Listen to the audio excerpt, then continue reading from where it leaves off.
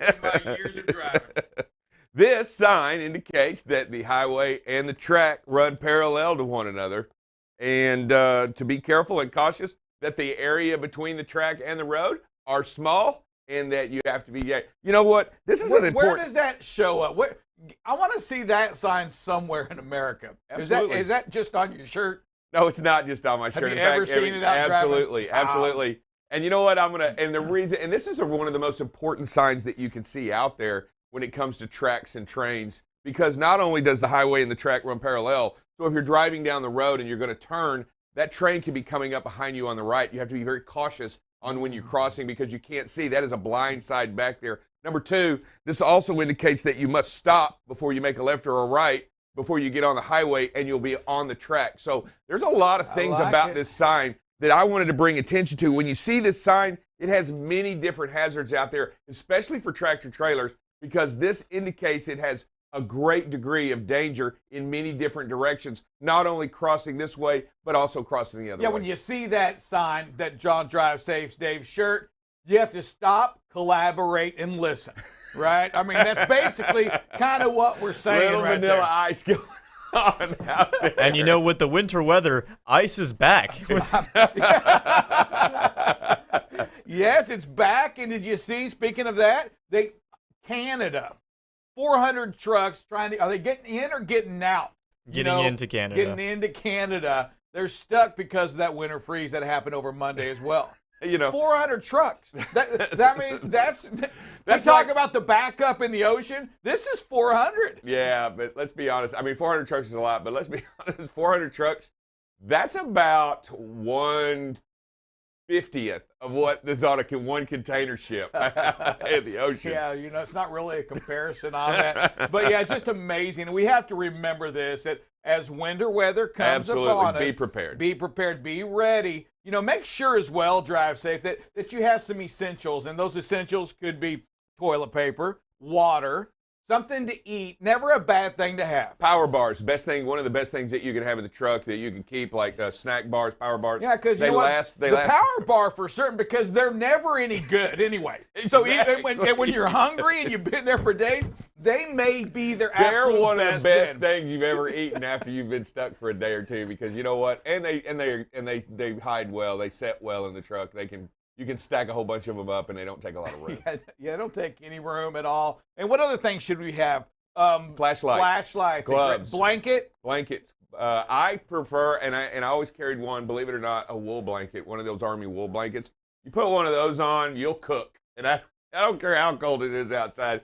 You put one of those wool blankets on. I always have great weather gear, winter gear. Make sure that you have some kind of reflective device that you can set out there, your triangles. Not only that, I always recommend anything else. But more importantly, have yourself one of those storage batteries, one of those batteries that you can recharge your phone, or you can get your phone charged up if you ever need to. Make sure that you have, because one thing you always want to do is be able to communicate. You want to be able to communicate to emergency services, or you want to be able to communicate to your dispatch. You want to be able to communicate all the time and that way everybody knows where you are and what's going on, because we don't ever want you stuck out there truly alone. Producer? Water is a big one to keep in the truck as well. I think kitty litter or sand gets brought up to be able to get your tire out if you really need to. Oh yeah, getting stuck, kitty litter. I always kept a little bit of kitty litter. I always kept blocks and stuff like that in the truck for chaining.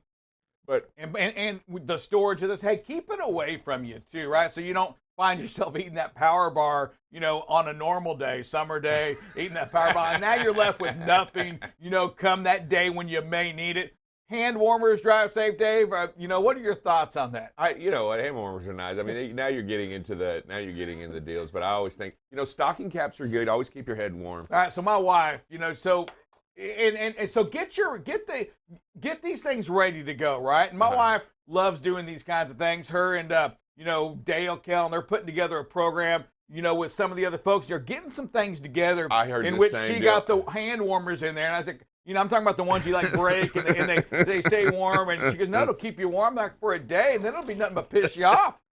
Anyway, anything. So I sat there. They go. So they're putting this stuff together, and I go and I walk by and I hear them talking. I go, did y'all ever talk to a driver? Did y'all actually talk to a driver at all about the safety list about the bag in there? So in other words, you know what? If it's not approved by Drive Safe I didn't say that. I said a driver. It's not worth it. You know what? I said Because there's no trucker in America other than Drive Safe Dave, the only trucker. I want to in watch out trucking. for my fellow drivers out there and ensure that what they need, You they haven't have. trucked in over 20 years. 10. It's 10. 20. 10. 20 years. I knew you when you started trucking for another trucking company, and you weren't a trucker then. What makes you think?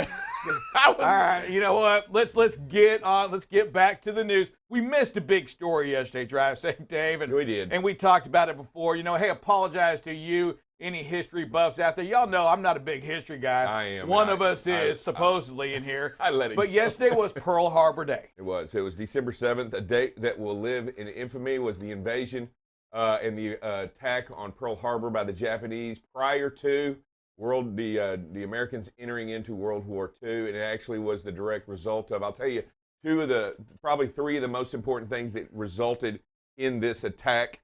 Number one, it basically brought the nation together in a unified front to go ahead and enter into the war, which it was both basically split at the time. Number two, it actually marked the beginning of what you would say that women entering into the workforce for the first time in huge numbers to get the industry rolling. And I will also tell you that it absolutely was the first time that a black man won the Navy Cross, the highest honor ever given.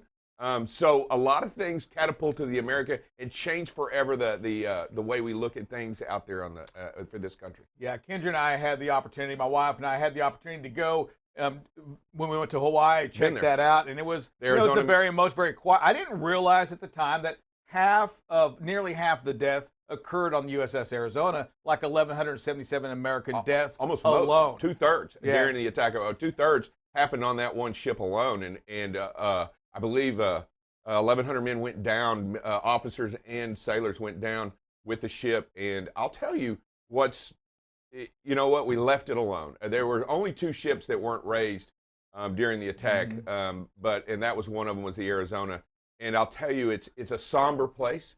It's a place of reverence. If you ever get an opportunity to go there, I wish that you do. And you know what I found fascinating is that I saw a lot of, when I was there was a large contingency of Japanese people also visiting the same place in understanding that this was the beginning of the end for them as well. I mean, this marked their, this marked an attack that they did, but it basically started a moment of which tragedy for both nations, right? Yeah, and you know that who was that, Yamamoto? Yamamoto, Admiral, credited with saying, you know, I fear we done is waking a sleeping giant. The actual words, I didn't know this either, and I took this out. This was what he wrote to the newspaper up there, and here are the words. I actually think they're a little bit, you know, when I read it now, I just think, man, these were just, the guy knew what he was talking about because this came true.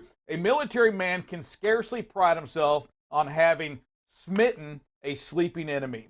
It is more a matter of shame simply for the one smitten. I would rather you make your appraisal after seeing what the enemy does, since it is certain that, angered and outraged, he will soon launch a determined counterattack. Wow. I mean, in which we did, right? I mean, absolutely. And I'll tell you what, Yamamoto, most people don't realize this, Yamamoto trained and was stationed and trained in the United States and educated in the United States. He knew very well the potential and the raw materials and the basically the American spirit. He was not unaware of what was going to happen. I'll tell you that Yamamoto was killed during the war. He was shot down in an airplane by the United States Navy. But he knew very well the dangers being involved and knew that if he wanted to advance across the Pacific, he was going to have to do something. And unfortunately, and he knew this well, what he wanted to do was capture our carriers inside the harbor, and not a single one of them were there, which basically led to the Yorktown and the Midway weren't there in port, and they were supposed to be, but they had gotten delayed in maneuvers outside at sea, and they weren't there for the attack, and they had no way of knowing. So that basically there was basically a failed attempt to cripple our attack, and they got to see the Yorktown and the Midway later at Midway. Wow, yes, and We go back on that Japan's losses on this drive safe, Dave. 29 aircraft, 5 submarines, 1 Japanese soldier taken into prison, and 129 soldiers killed. It was truly a surprise attack. I mean, Oh yeah, they had a few losses on their side, but I'll tell you what, we suffered the great majority of it. And he's right. I mean, you basically attacked a person while they were in their sleep and they weren't aware. And we you know, what's sad is there is some knowing that it took this to get involved, and we didn't go after Japan right away. We entered the war directly. We catapulted ourselves because this got us into World War II. We went directly to their ally and went to Germany first and had victory over Europe before we had victory over Japan.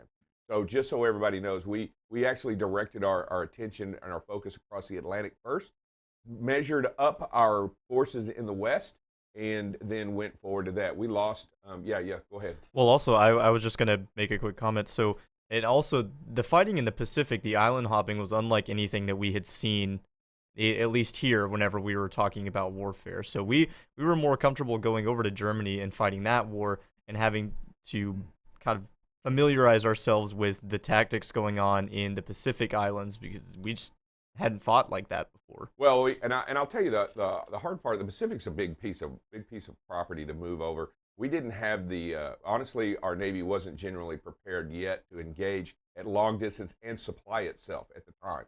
So it was a twofold deal and a twofold front. As long as we held Hawaii and Midway, we were already halfway across the Atlantic. So it was very important that we contain those two before being pushed back to our shores. Now, I will tell you what was interesting is that because of our agreements with our allies who were in dire straits, we didn't create a two-front war immediately. We actually shouldered up our allies in the East, because in the West we didn't. We lost Burma, we lost the Philippines, we lost all of these places. Australia was our stronghold on the West, and in the East we had to do something because Europe was drowning quickly, and our last bastion of holdout in the island of England needed to be bolstered. So we had to shore up our allies quickly. Yes, and if you were wondering, there was always, to me, one game that I would never play against this guy. It was Trivia Pursuit. Now I add Risk to that same thing. I'm not playing Risk against him either. This is BCB Live. We're the safest station in the nation. We'll be back to you in 60 seconds.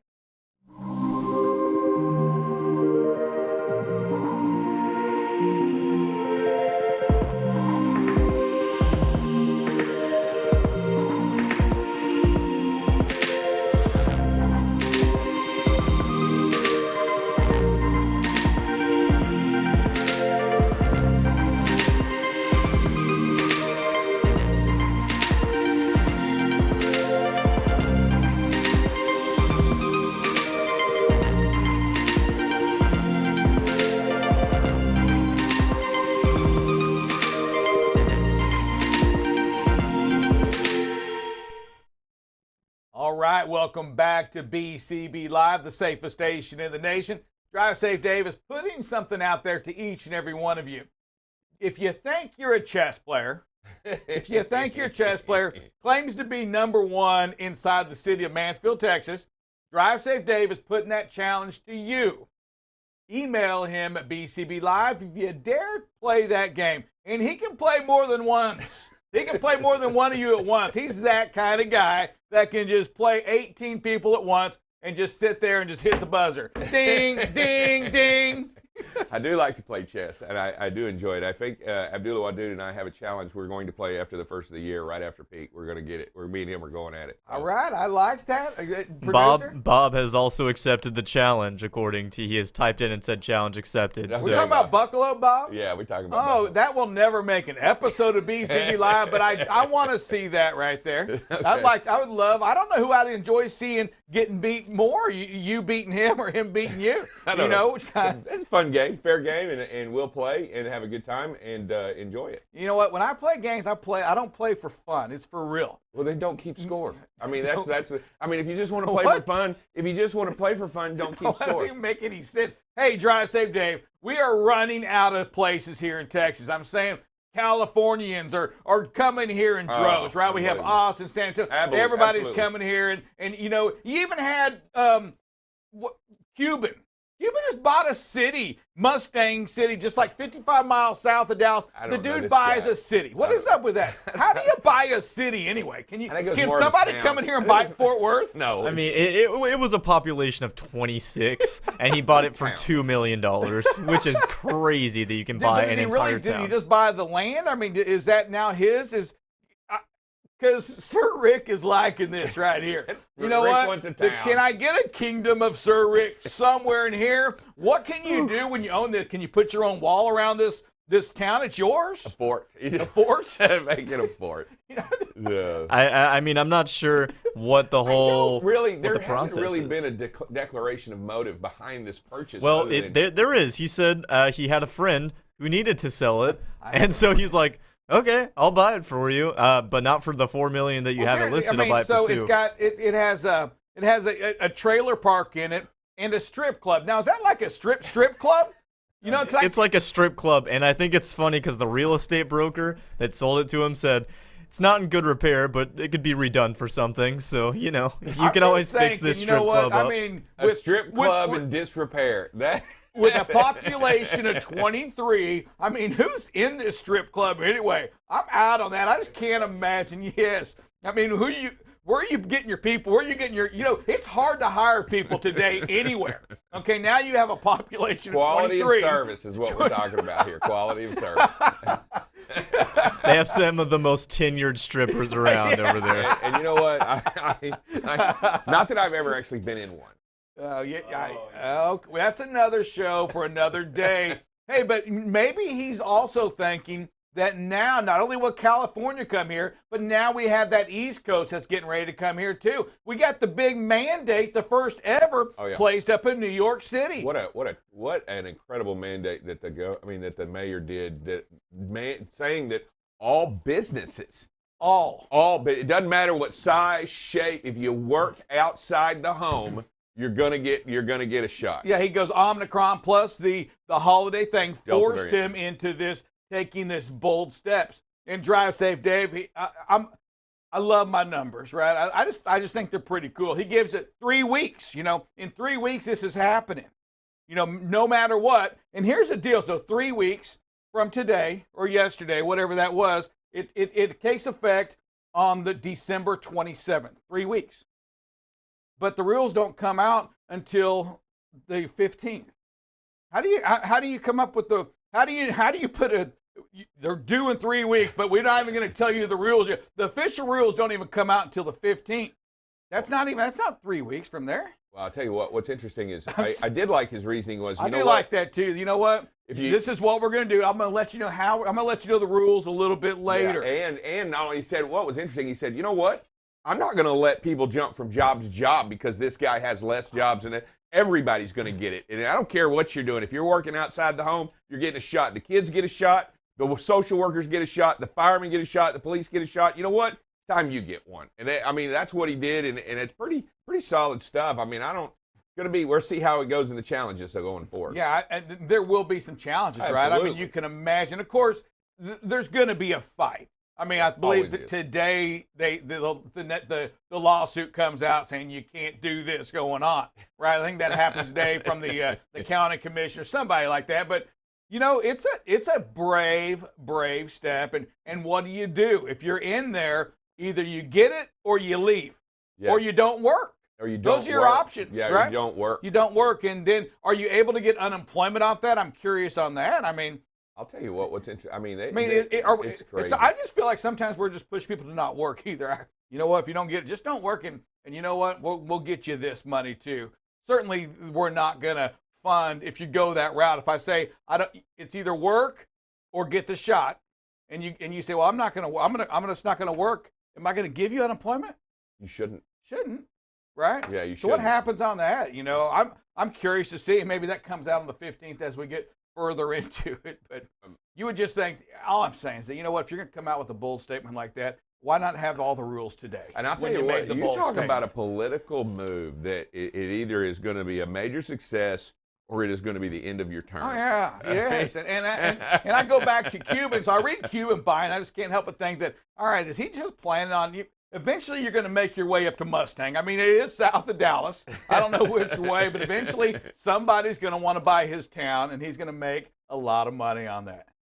In this lifetime, I'm not sure, because I mean, 23. Hey, never doubt the guy. I mean, he'll what, put he's up been like a pretty Mavs successful. merch store, and people are all going to be He's wearing been pretty Mavericks successful. I don't know what he's going to do, but you know what? $2 million to him is probably not much. Yeah, no, I'm agreeing with you right there. million. Hey, Cuban, I'm going to call you up. Expect that call from Sir Rick, because I want to put a town maybe next to yours, and we will have a battle, a challenge between the two as we attempt to try to take over a town. Is that legal?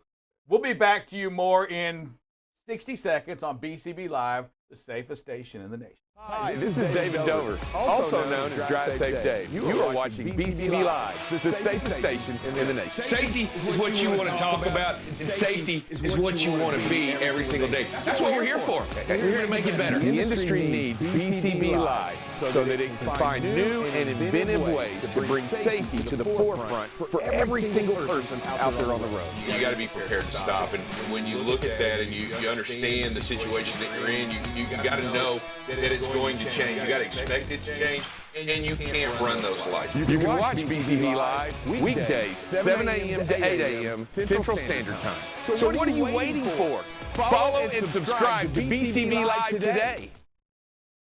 Welcome back to BCB Live, the safest station in the nation. Drive Safe Dave, FedEx on the news yesterday, I saw that. talking about the increase in volume, the increase in freight. Significant, million. yeah, 100 million more packages in That's a lot. 2019. That's a lot of packages. That's a ton, right? 10% up from 2020, which was the record. I mean, it's absolutely amazing when you think about that, and when you think about 100 million more packages. Ugh. And this is the part that I don't think that everybody can truly appreciate. 100 million more packages when it comes to FedEx, FedEx Ground, FedEx Freight. Well, 70% of those are going to residential. Right. And that is just it's never been the moneymaker, the residentials, because it takes more time going inside the neighborhoods. You have to slow down, and you're delivering 1 or 2 packages at a time. It's so when you think about 100 million more, think about 70% of those going to houses. And so I was watching, and so a van entered. Probably doesn't take long to get empty in Mustang, though. I mean, that's a pretty one there. You just got to wait for the strip those club are to the hard open ones to do. But you come into our neighborhood. I saw the Amazon van came into the neighborhood, stopped at all but 2 houses in our neighborhood, all but 2.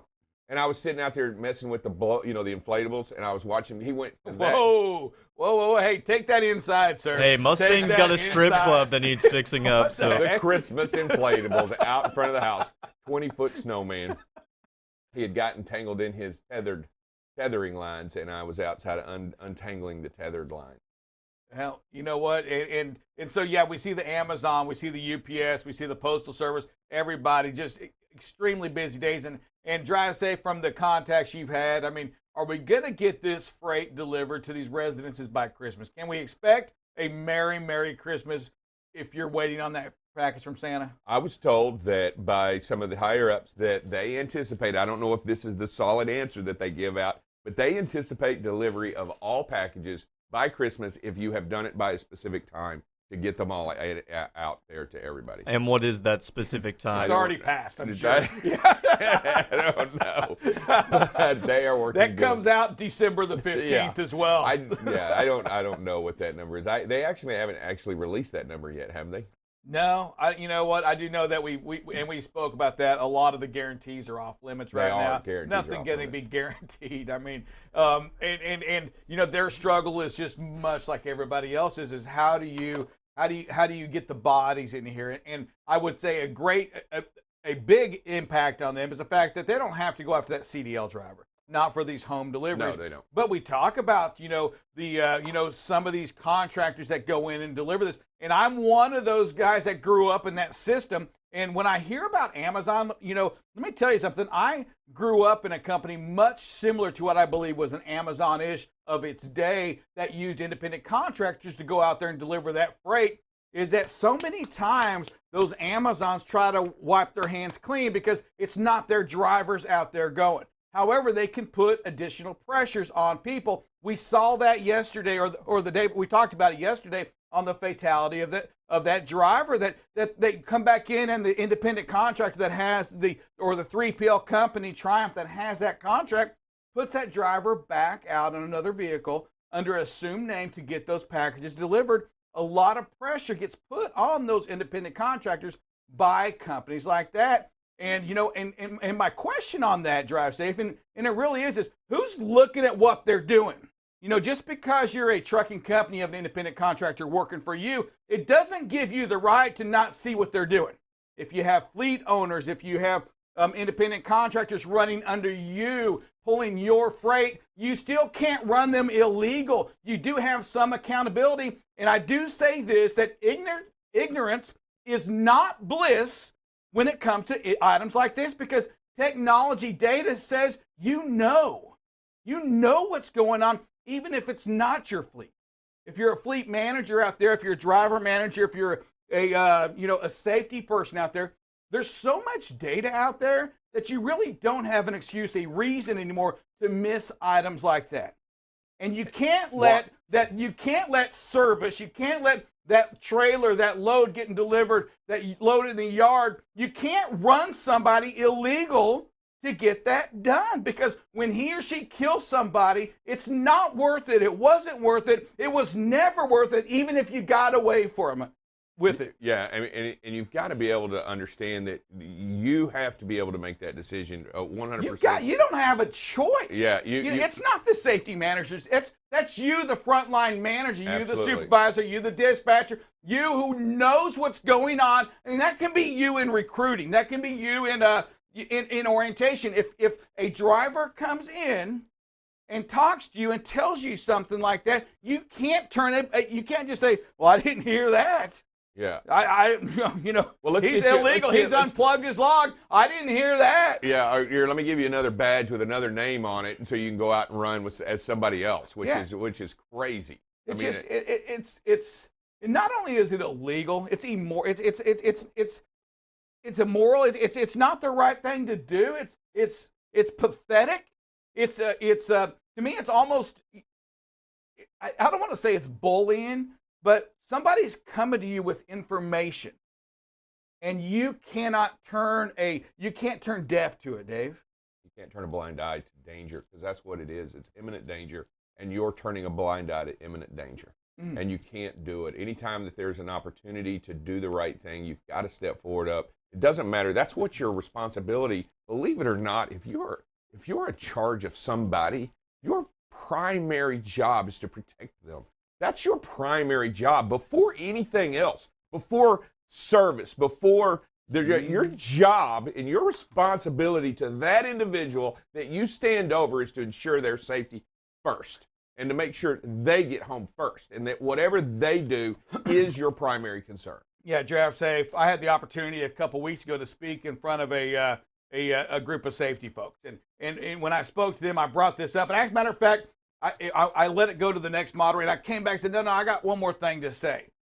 If you're out there as a safety manager today, if you're out there as a driver today, if you're a dispatcher, it doesn't really matter, and you say, well, you know what? My company doesn't believe the same thing. My ownership doesn't believe that being safe is the most important thing. So how can I, a safety manager, enforce some of these things? How can I, a driver, work when if I don't take this load, they're going to punish me by doing something else? And I told them that, because I hear that, right? I hear people saying, well, I wish we had owners like X company or Y company, but our ownership doesn't believe like that. Quit.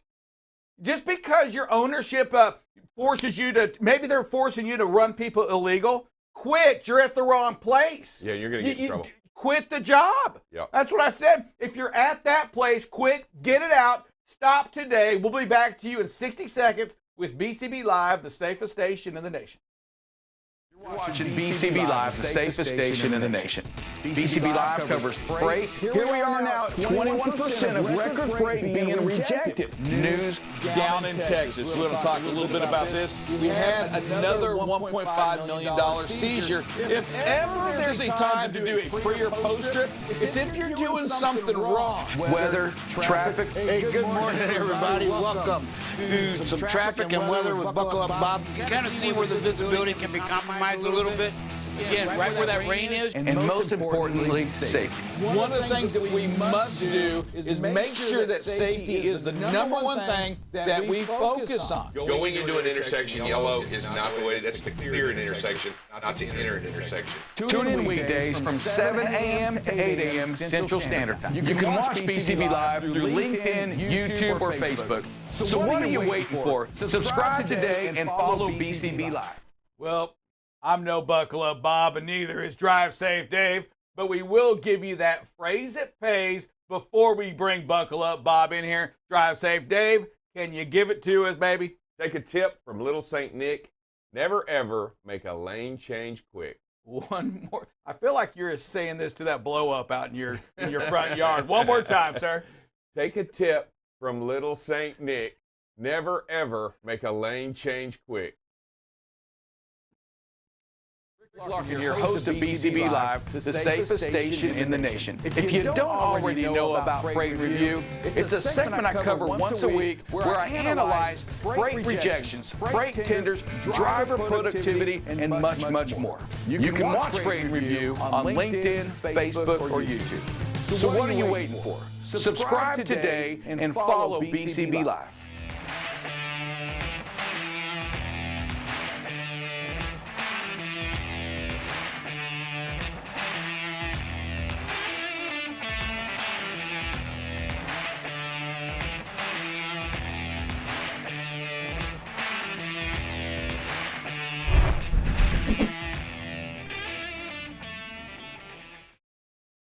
Hey, good morning, everybody. Welcome back to BCB Live, the safest station in the nation. I am Buckle Up Bob, and we are going to start you off with a little bit of traffic in the DFW area. Again, a lot of red, so nothing major, I don't think. There was some stalled tractor trailer somewhere over here on 635 this morning on an exit ramp, and there was some construction, and you can see there's a lot going on.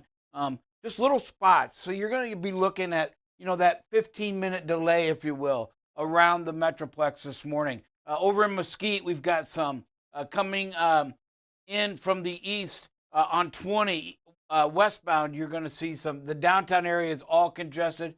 Over here on the western side, just south of Irving to Cockrell Hill, we have some backups.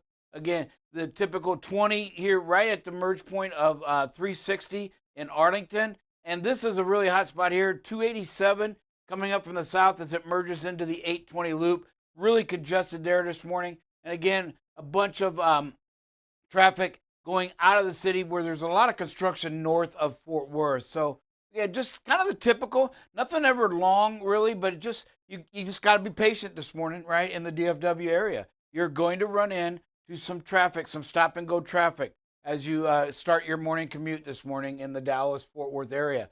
As we move into Kansas City just, I don't know what they do up there, but man, they just do a really good job, don't they? It just always seems to be green. Very seldom do you see any issues in the Kansas City area. And again, this morning is no different, right?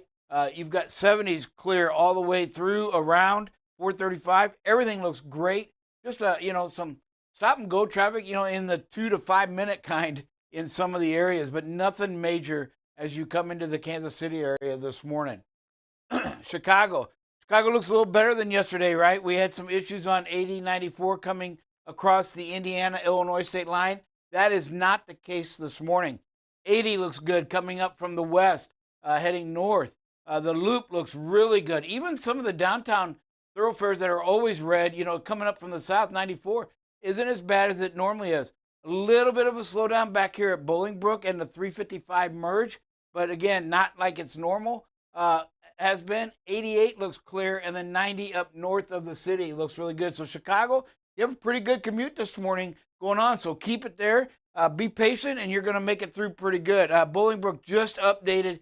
It looks like it's gotten a little bit bigger, so there is might be an accident there that happened, and it's just starting to back up a little bit further as you come up on 55. As we go to Atlanta, oh my goodness, Atlanta is a mess this morning, folks. So again, hey, might be a good idea. Learn the hours of service rules, folks, out there. Remember, you can pause your 14-hour day if you do it in a minimum of a 2-hour increment.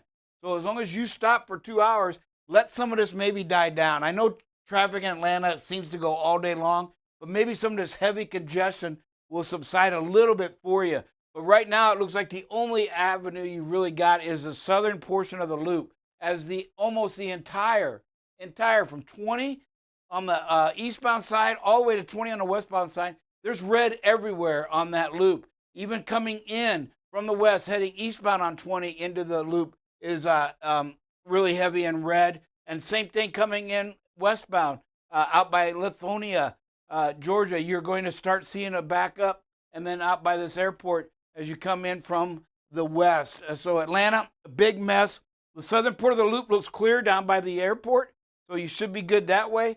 But again, might want to think about getting with your company and pulling over, right? Pause, sit for 2 hours minimum. You can sit for longer, and then maybe this subsides and you can get around it a little bit faster, a little bit more safer, of course. And you won't be sitting there idling and burning up your fuel. There's just a lot of benefits to pausing that 14-hour, and the time management really comes in good there too. So drivers out there, get with your company and see if it's okay to maybe pause for a couple hours and then come through or go around the city. Remember, you cannot pass through unless you deliver inside the loop. Otherwise, you must take the loop. So be careful. Philadelphia, New Jersey side looks pretty good. Just some stop and go, normal stuff.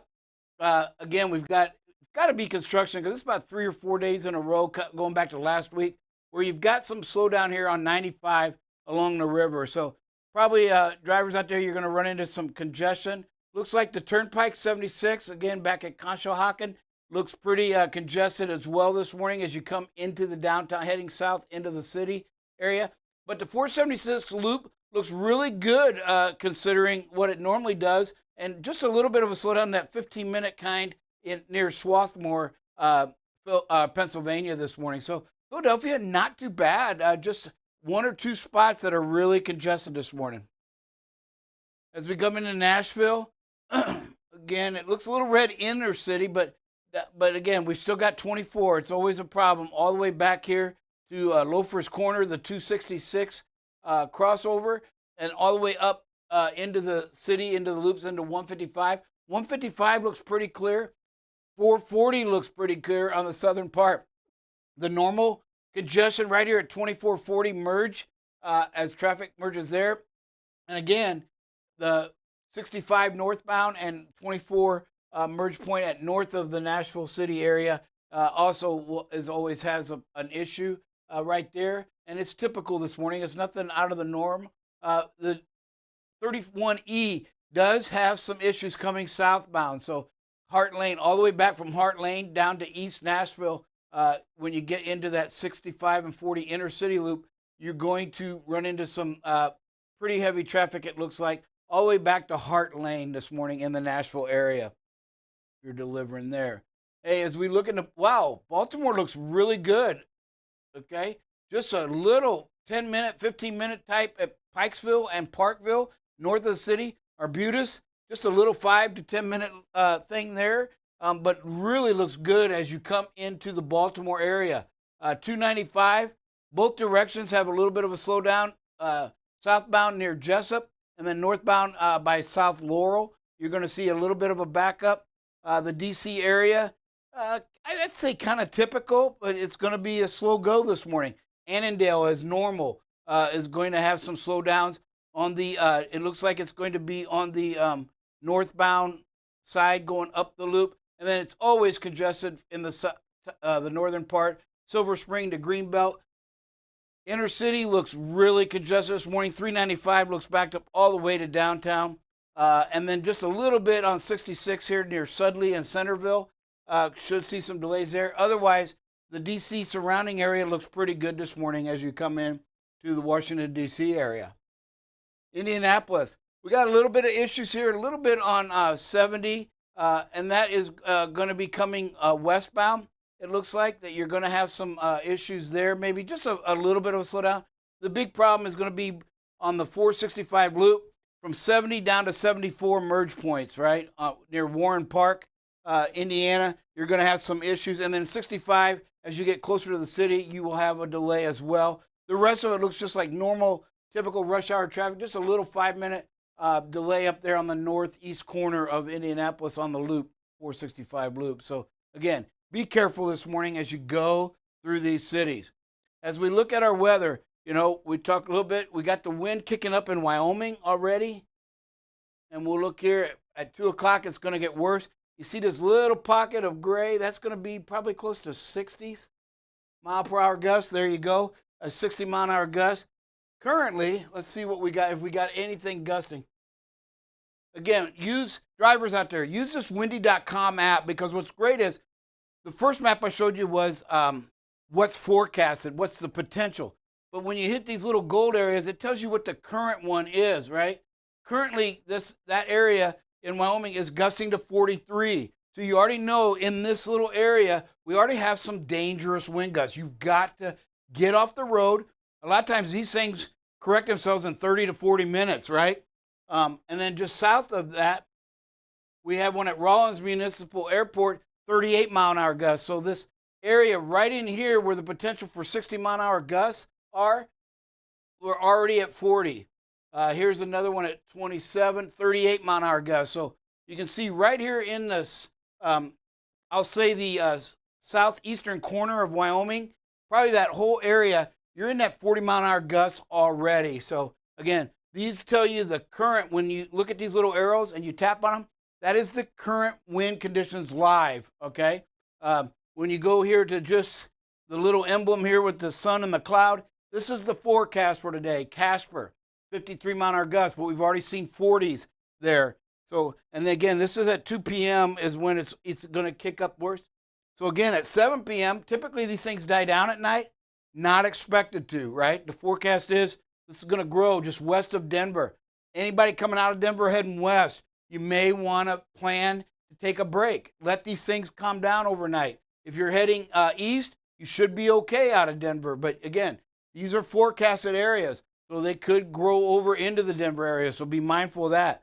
Then you've got some strong winds, southern Colorado heading into New Mexico. So as you commute this evening, this is Wednesday evening, the forecast. So as we look at tomorrow in the morning, again, dies down a little bit, but you can still see a long stretch into New Mexico where there could be some strong, heavy winds there. And as we go into the afternoon tomorrow, on Thankful Thursday, again, it branches back to Flagstaff. You can see the 44 potential gusts forecasted all the way to Amarillo. So that I-10 and corridor over there, I think it is, or 40, right? Going to have some issues potential tomorrow afternoon. And as we go into our Friday, whoa. So again, looks like the next 72 hours, we're going to have some dangerous winds in New Mexico, right? You can see it just stays right there, it seems like, but it grows a little bit into the Texas and Oklahoma panhandles. So from Lubbock all the way up to Oklahoma, Boise City, we're going to have some issues with the wind. And then you can see all the way back through Espanola and Albuquerque. Also down here at Carlsbad, there's that gray. So it didn't give me the forecast, so sorry about that. Must be hit too close to the city. But again, you're going to be looking at that 60 mile an hour potential wind. So again, plan to be able to shut down. As we look at our forecast for our snow and rain, let's head it back a little bit. So for today, a little bit of snow starts to creep into the Colorado area, up in the mountains. Let me shrink that just a little. There we go. And then you can see it up in the northeast, up here in Canada coming in and staying up there a little bit. You can also see Pennsylvania could see some snow today. Again, I don't think it's going to be much. They're talking about a 1 inch. I talked to some friends up there yesterday, and the forecast is expected to be just about 1 inch. As we go through Thursday, again, you can see more snow hits the Nevada, Utah area. Kind of dries up a little bit up here real quick. So again, not supposed to be much. Green Bay, northern part there along the Great Lakes.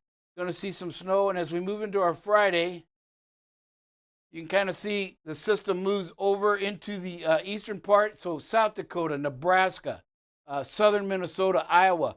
And again, yes, there's some of that purple stuff. So you're going to have a line there that could reach some freezing rain, right? We got to watch that, right? That's the most dangerous because you think it's wet. So we got to listen to the forecast. So if we go out here to the new snow, you can kind of see what's expected in the next 10 days. But let's just look at the next 24 hours. Again, you can see the snow, light snow here. And then the next 3 days, as we talked about Wednesday, Thursday, and Friday, you're going to see some bigger snow up here in the mountain elevations of Salt Lake and Denver. Hey, we're going to take a quick break and be right back with some safety.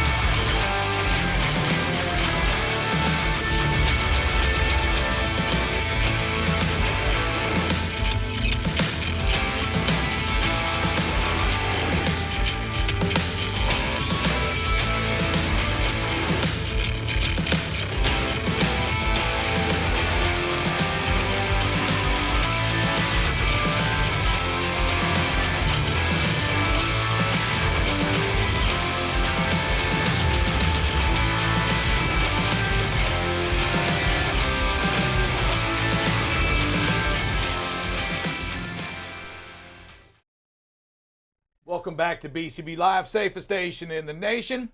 Folks, here we have a big challenge coming on. We never saw the sprinting challenge. I think chess is more likely to happen. Talk to me. What makes you drive safe, Dave? What'll make you defeat Buckle Up Bob in this game of chess? I'm just well practiced over the years. Probably I bring a lot of experience to the table when it comes to chess tournaments and chess matches. And I'm just thinking that it's going to happen. Is there any bluffing in your tactic? Do you take that pawn There's and not and a it's lot kinda of bluffing. However, there are faux maneuvers that you can do, but also sacrifices. But I'll tell you what, I'm not giving away any trade secrets. I'm going to go ahead and come to the game ready to play. What about you? What's going to be your strategy for success? I just have to believe that I'm smarter than he is. I just have to believe that. Wow. You heard it first here on I may BCB not be, but Live. I have to believe I am. All I gotta say that you know what you can strive higher than that too. I want to make sure you know you're not starting at the highest. That bar, Come on, you set the bar a little low. You know, some kids we like a C grade, and I'm saying you can go a little bit higher than that. 2-0 Talk go, a baby. little bit about safety though. All right. Hey, we've been talking about lane changes, and unfortunately, we're going to see some videos where the third one is, hey, don't make them quick. Now, there is all kinds of, what I found was there are many different organizations that believe that, they got different time frames of how long it should take. And traffic makes a big difference, right? If you're in heavy traffic, you want to try to avoid it. But if you got to make a lane change, then it's going to take a little bit longer time because people are going to jut out and jump out around you. So as you do this, the typical thing that landed on was it should take around 4 to 6 seconds to make a safe lane change. Your blinker, almost every one of them, the sites agree that your blinker should be on 3 seconds before you attempt to make the maneuver. And that's in a generality. And then move slowly into the lane. Don't just say, okay, I've had it on for 3 seconds and jump there. Make sure somebody hasn't got impatient, jumped up around you.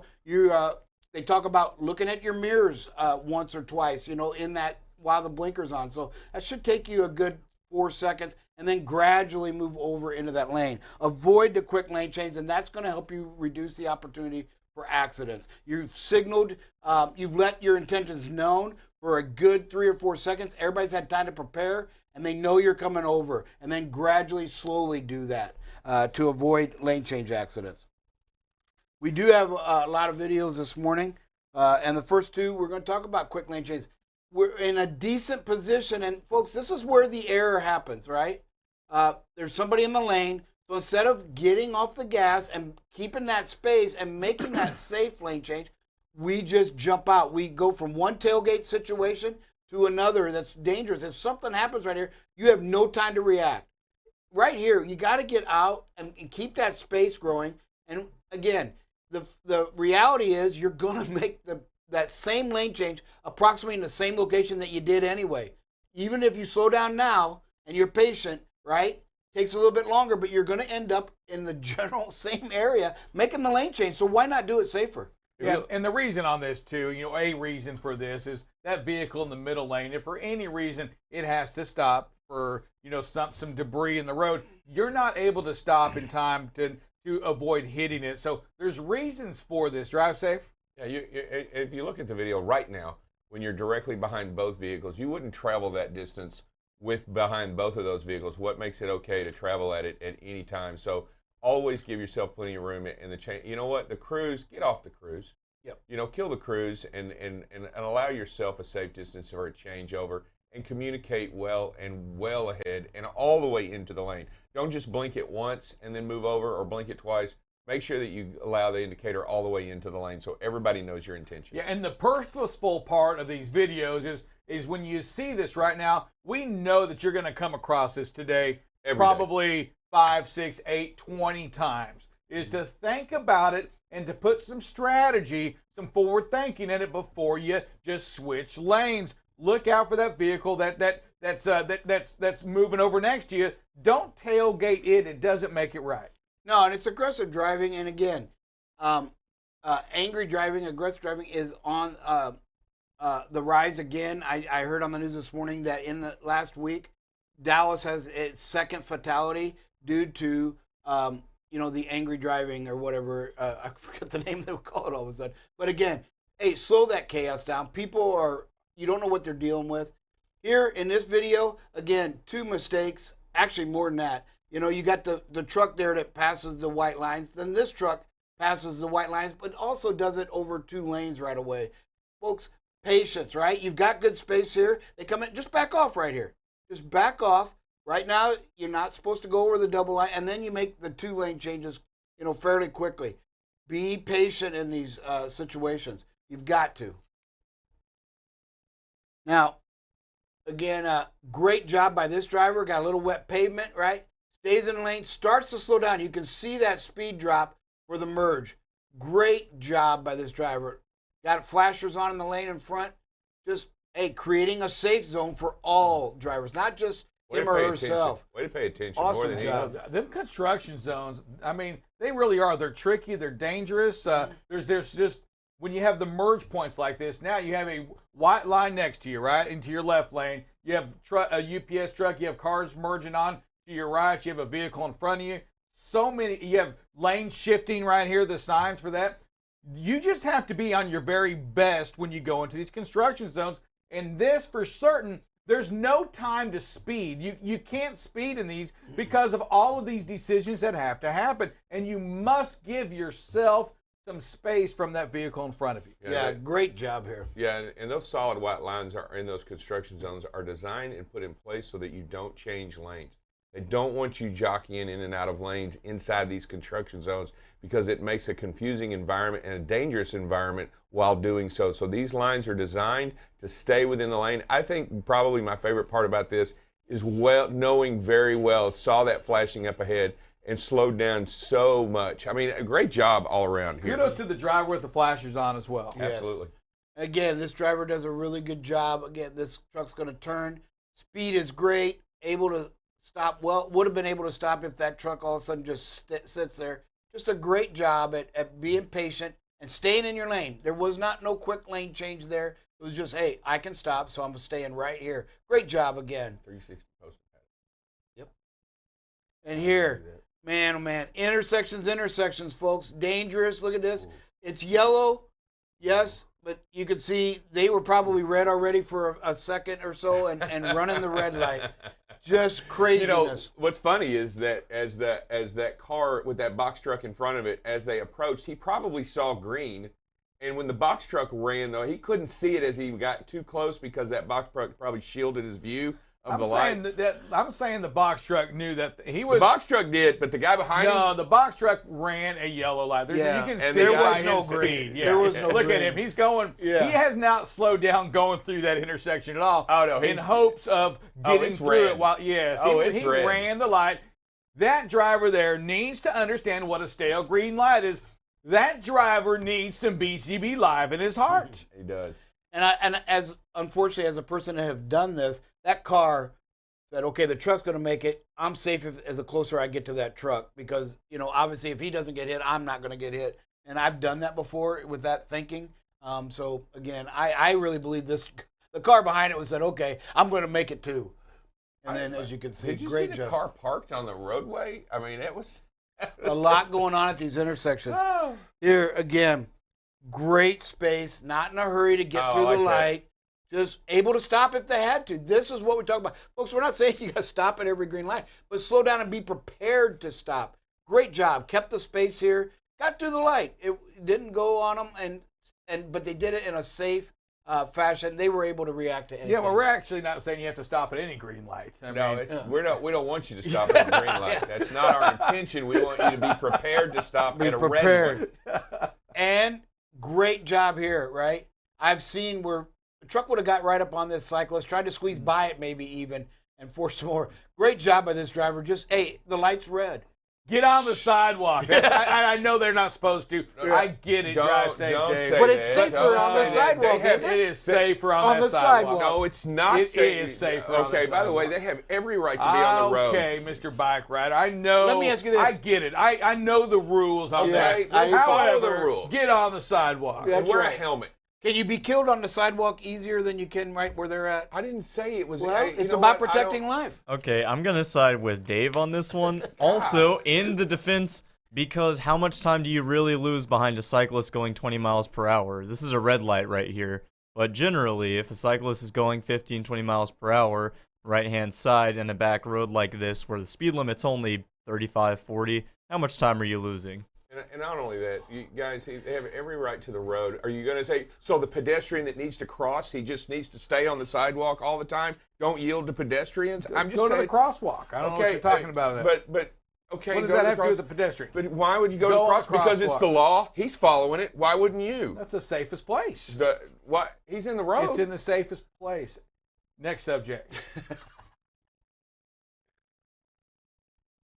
Man, oh man, great job by this driver. Look at this. A lot going And on look, here. yeah, and look, a lot of illegal. Look at several cars are going to just Oh, hook my around them. goodness. The truck is stopped. Great job by this driver, just sitting here and slowing the chaos down. What's going on here? Looks like the truck's stuck in the intersection. I don't know if they misjudged the turn. I'm not sure what happened, but they've got the whole thing Almost blocked. looks like he's in the crosswalk. Well, Yeah. Four cyclists are going to get hit. They're going to hit a truck. And this one, a driver sent this in. Man, oh man, this is not good. Folks, the point of this show is to be safe out there, protect all life. You can see the fire up ahead. You can see that there's not much left of this vehicle. It looks like there's at least two there. Man, we've got to slow down. This is why we talk about the quick lane changes, the slower speed, managing your space. You've got to be able to react, and as you can see, many here could not react to whatever happened in this. And I'm sure some people have lost their life in this one, but a driver sent that in that, they got stuck behind it. Yeah, we got to make sure we're packing our patience, and Yes. that simply means giving yourself some space from that vehicle in front of you, the car in front of you, the bicycle in front of you. Any of that, you have to make sure you're packing your patience. Our jobs here on the roadways is to protect life. We have to be patient. We have to be aware of the surroundings as well. We have the Smith systems. We've got that ability. And again, I was going to say, there is so much that you there's so much that you can control by watching your speed and space. And man alive, we know this one here, the distractions, right? I mean, distractions are real. They're real in every way, and it's not only just the phone. It's not only just what's going on around you. It's not only the winter, the weather. It's not only the radio. It's also what's in your mind, right? That there's real distractions in just not paying attention and doing what you need to be doing. But that is a very somber picture, that the last one that you showed. Very wake-up call to us. I sometimes wonder what kind of distractions are rolling around that head of yours. Drive safe, Dave. Probably the Crimean War of 1860. Wow, was there ever really a war? We're going to close this out with a prayer. Buckle up, Bob. Yes. Dear Heavenly Father, Lord, as we sing out today, Lord, we just ask for the patience to slow the chaos down, Lord. Let's not worry about things for tomorrow. That today will have enough worries of its own, and let our drivers focus on all drivers out there to focus on being safe and protecting life, and that starts with the space, right? Creating the space and slower speed so that they can react. Lord, give them the wisdom, give them the strength and the courage to make those decisions, not to let other desires creep into their head to make them unsafe. Lord, protect them. Let them return to their families, each and every driver out there on the highway. Lord, we ask all of this in your Son, Jesus' name. Amen. Amen. We'll see you this afternoon. Hey, stay safe out there. Make the best decisions possible. Make them the safest decision possible. This is BCB Live, the safest station in the nation.